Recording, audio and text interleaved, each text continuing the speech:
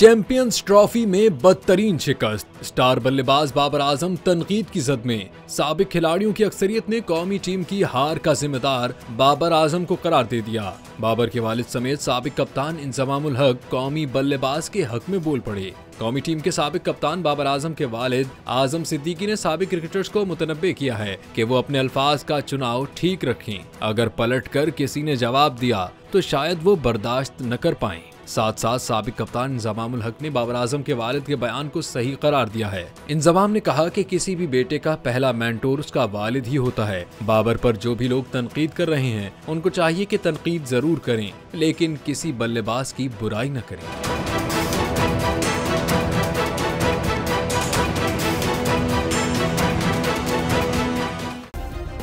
Subscribe करें और bell दबाएं ताकि कोई खबर रह न जाए।